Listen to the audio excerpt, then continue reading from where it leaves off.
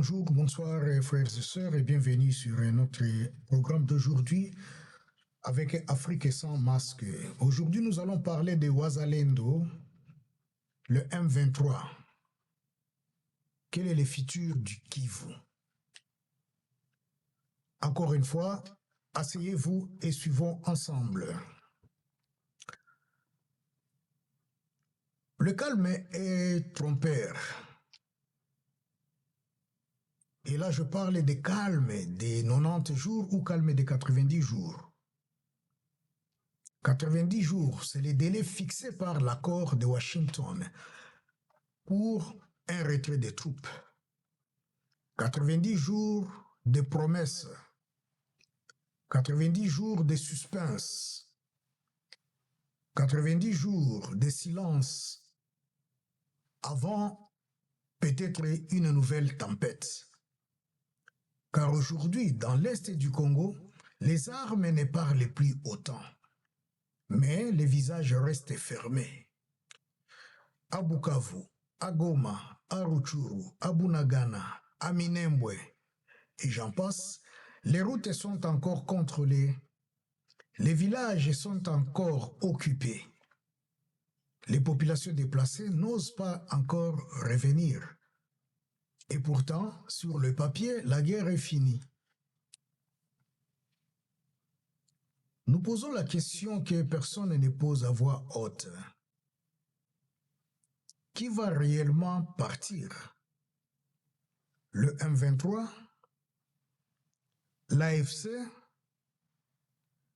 Le Rwanda qui dit ne jamais être là? Ou personne, sauf les Congolais qui fuient? Car, rappelons-le, dans les textes signés à Washington, le mot M23 n'apparaît même pas. Pas un mot sur leurs armes, pas une ligne sur leur chef, pas un engagement concret sur leur avenir politique ou militaire. Et pourtant, ce sont eux qui tiennent le terrain. Ce sont eux qui contrôlent le cœur stratégique du Nord Kivu et du Sud Kivu. Alors, posons-le clairement. Ce délai de 90 jours est peut-être une parenthèse. Mais pour qui? Et au profit de qui? Car pendant ces temps, les autres forces ne dorment pas. Wazalendo, la milice du peuple ou l'armée de la colère. Pendant que les généraux signent, ou encore les autorités congolaises signent à Washington, pendant que le M23 garde ses positions, une autre force s'organise dans les collines, les forêts, les routes non contrôlées. Cette force, ce n'est pas une armée régulière. Ce n'est pas une faction politique. Ce n'est pas un groupe rebelle au sens classique.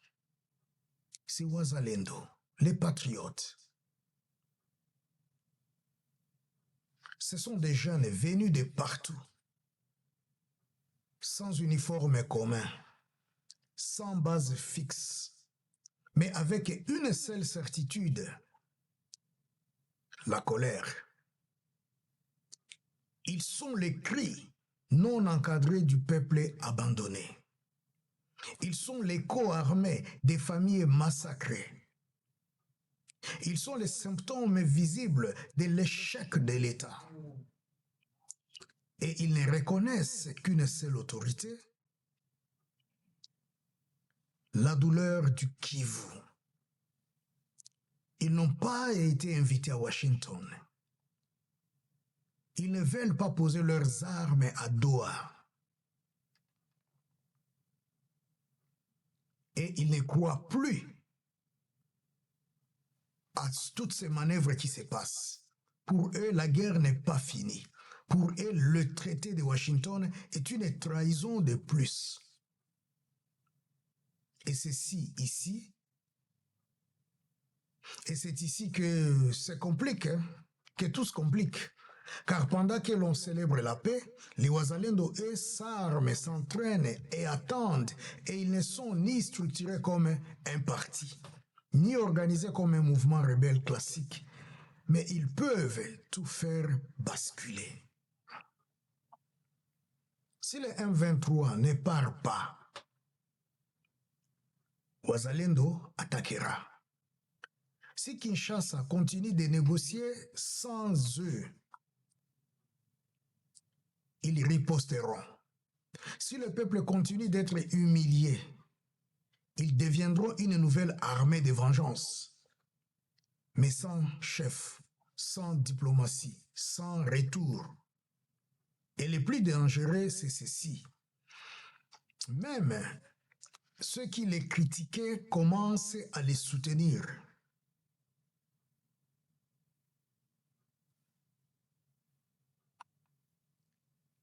Le M23 est-il vraiment une armée congolaise?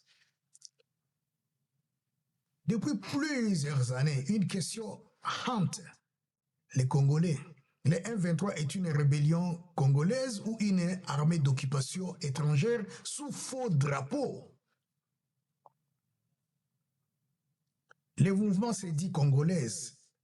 Il prétend défendre des revendications internes. Il parle d'exclusion, de retour des réfugiés, de citoyenneté et ainsi de suite.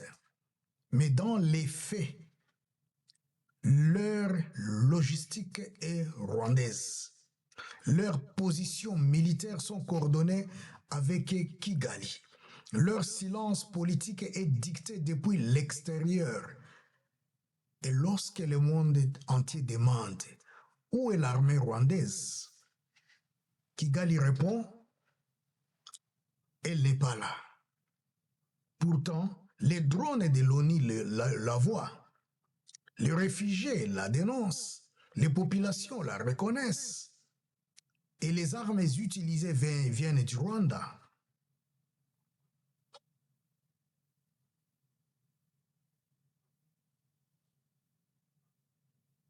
Qui n'est pas au courant de cela?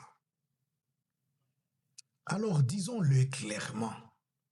Le M23 n'est plus une simple rébellion. C'est un masque, un camouflage, un outil de pression. Un outil de pression, excusez-moi. C'est un outil de pression, oh là là. Mais c'est un outil de pression.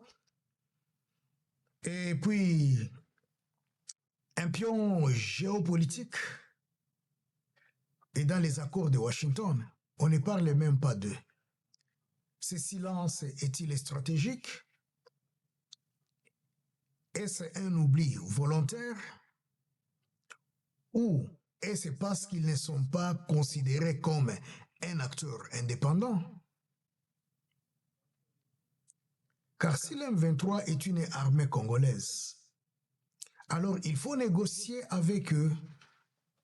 Mais si le M23 est une branche de l'armée rwandaise, alors le traité n'a aucun sens si le Rwanda ne reconnaît pas même pas, ou ne reconnaît même pas sa présence. Voilà le piège. On demande à une armée invisible de quitter un territoire congolais, alors qu'elle ne reconnaît même pas y être entrée. Et pendant ce temps, ceux qui meurent sont visibles. Eux, ceux qui fuient les sont aussi. Et ceux qui signent sont protégés bien loin du front. Partie 4. Kivu.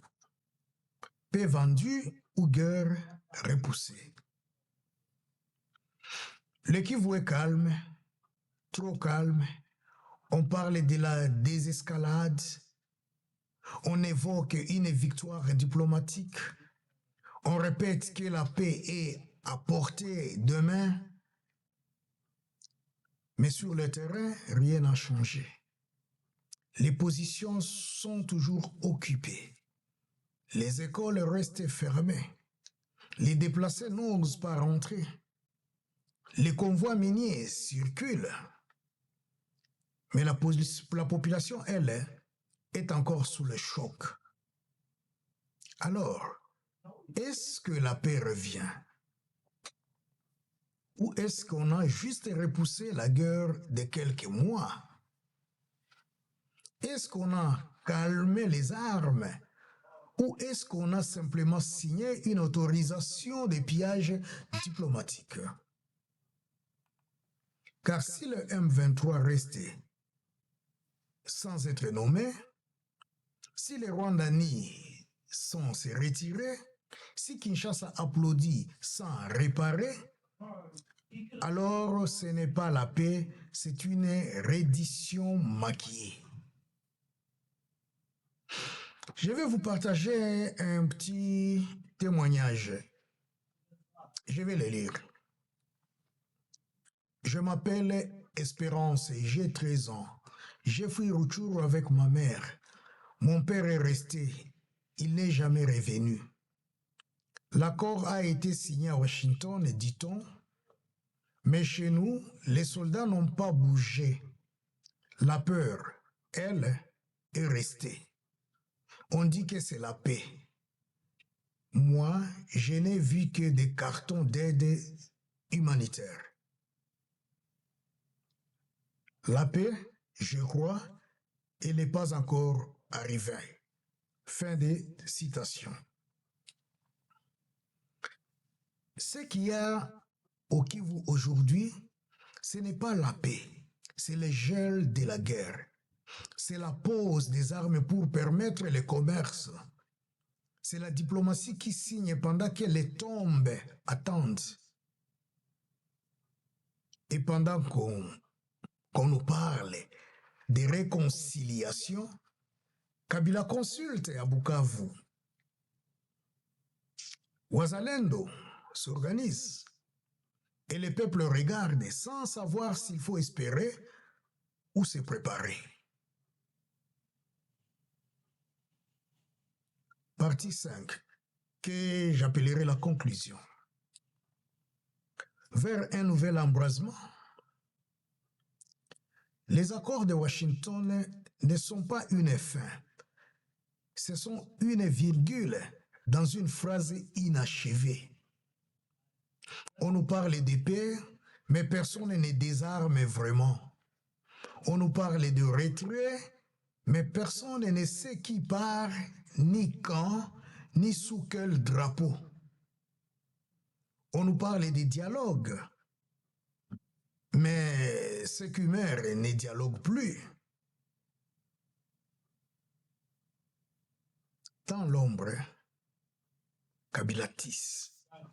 À Goma, à Bukavu, il consulte, il reconstruit des alliances, il se redresse, il observe l'Est et il attend l'instant où le pouvoir vacillera. De l'autre côté, le M23 n'a jamais été aussi silencieux. Et comme dit un proverbe congolais, quand le serpent s'éteint, ce n'est pas qu'il dort, c'est qu'il vise. Et pendant ce temps, Wazalendo arme sa foi. Sans Washington, sans Doha, sans chef connu, il représente la colère brute du pays réel. La colère qui ne se négocie pas. La colère qui ne s'assoit pas à une table. Si la paix devient un accord d'exportation des minéraux, alors la guerre deviendra un cri d'importation de justice. Frères et sœurs d'Afrique, ne vous laissez pas endormir par les images. Ne vous laissez pas distraire par les discours. Restez vigilants, car le Kivu n'a pas encore parlé. Et ce que le Kivu dira pourrait changer toute l'Afrique centrale. Que Dieu bénisse la RDC, que Dieu bénisse les Wazalendo, que Dieu bénisse la FRDC, que Dieu bénisse notre chère patrie, la République démocratique du Congo. C'est sur cette note que je vais vous quitter en vous souhaitant le meilleur, vous souhaitant une matinée merveilleuse, une soirée merveilleuse. Ça dépend de là où vous êtes. Merci beaucoup. C'était la voix de Odon Boulamba. Et c'est sur cette note que je vous quitte, tout en vous disant merci, au revoir et à la prochaine.